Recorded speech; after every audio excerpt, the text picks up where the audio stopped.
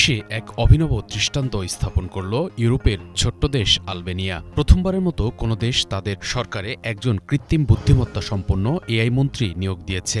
সরকারের পক্ষ থেকে জানানো হয়েছে নতুন এই ভার্চুয়াল মন্ত্রীর নাম ডিলা, যার দায়িত্ব হবে সরকারি ক্রয় ও টেন্ডার সংক্রান্ত কাজে স্বচ্ছতা আনা এবং দুর্নীতি প্রতিরোধ করা। আলবেনিয়ার প্রধানমন্ত্রী এদি রামা এই সিদ্ধান্তকে প্রশাসনিক ভবিষ্যতের নতুন দিগন্ত বলে অভিহিত করেছেন। যদিও ডেলা একজন মানুষ নয়, সে একজন ডিজিটাল এআই চ্যাটবট, তবুও তাকে পূর্ণাঙ্গ মন্ত্রিত্বের মর্যাদা দেওয়া হয়েছে সরকারের পক্ষ থেকে। ডেলা নামটির অর্থ আলবেনীয় ভাষায় সূর্য।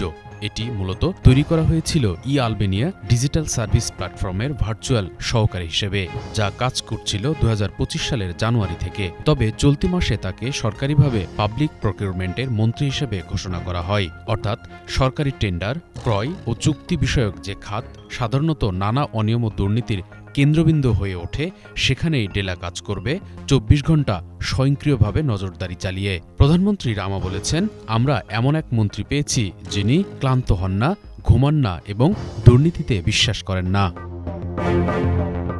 সরকারের এই সিদ্ধান্তের পেছনে রয়েছে প্রযুক্তিকে কাজে লাগিয়ে প্রশাসনের গতিশীলতা ও স্বচ্ছতা নিশ্চিত করার লক্ষ্য। আলবেনিয়া দীর্ঘদিন ধরে ইউরোপীয় ইউনিয়নের সদস্যপদ পাওয়ার চেষ্টা করে যাচ্ছে, আর এই ধরনের পদক্ষেপ সেই প্রচেষ্টাকে আরও শক্তিশালী ভিত্তি দেবে বলে মনে করছেন বিশ্লেষকরা। প্রধানমন্ত্রী রামা মনে করেন, মানুষের হাতে থাকা দায়িত্বে যদি মেশিন স্বচ্ছভাবে সহায়তা করতে পারে, তাহলে সরকার জনগণের কাছে আরও বেশি জবাবদিহিমূলক হবে। তবে এই সিদ্ধান্ত নিয়ে নানা প্রশ্নও দেখা দিয়েছে আলবেনিয়ায়। সাংবিধানিকভাবে একজন মন্ত্রী কি একজন এআই হতে পারে? মন্ত্রীর সিদ্ধান্ত, আচরণ বা ভুলের জন্য দায়ী কার?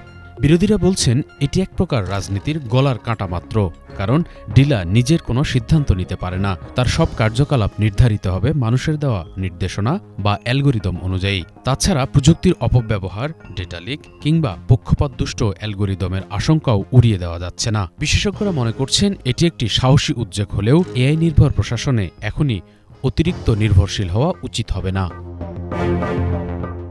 এদিকে সাধারণ মানুষের প্রতিক্রিয়াও মিশ্র। কেউ বলছেন এটি সময়োপযোগী পদক্ষেপ, আবার কেউ আশঙ্কা করছেন যে সরকার হয়তো ভবিষ্যতে মানুষের বদলে আরও অনেক জায়গায় এআই বসিয়ে দেবে, ফলে কর্মসংস্থান কমে যাবে। তবে এত কিছুর পরেও এটি নিঃসন্দেহে এক ঐতিহাসিক পদক্ষেপ, যা ভবিষ্যতের প্রশাসনিক কাঠামোয় বড় রকমের পরিবর্তনের ইঙ্গিত দিচ্ছে। সফল হলে ডেলা হতে পারে অন্য দেশগুলোর জন্য একটি দৃষ্টান্তমূলক উদাহরণ। শুভ ইসলাম, বাংলাভিশন, ঢাকা।